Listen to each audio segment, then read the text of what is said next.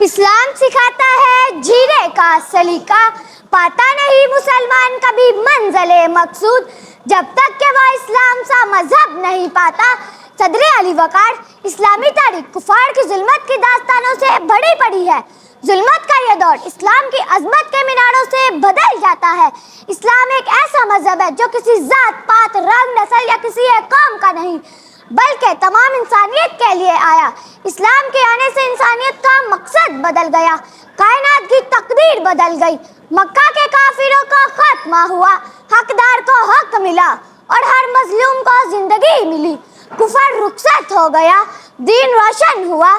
دین اسلام ایک ایسا مذہب ہے جو انسانوں کے تمام سوالات کا جواب ہے۔ دین اسلام سکھاتا ہے کہ انسان دنیا میں کیوں آیا ہے۔ دین اسلام سکھاتا ہے کہ اچھے کاموں کا کیا صلہ ہے۔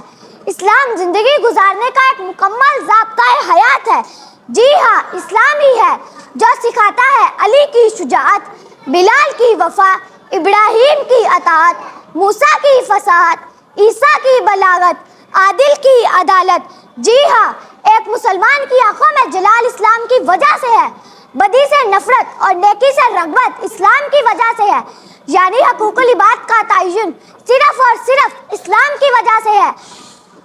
اگر اسلام نہ ہوتا، نمرود کے لیے ابراہیم، فرعون کے لیے موسیٰ اور ابو جہل کے لیے حضرت محمد صلی اللہ علیہ وآلہ وسلم نہ ہوتے۔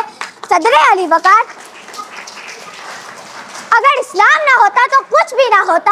ہم نے سوکھی شاخوں پہ لہو چھڑکا ہے، ہم نے سوکھی شاخوں پہ لہو چھڑکا ہے، پھول اگر اب بھی نہ کھلتے تو قیامت ہوتی۔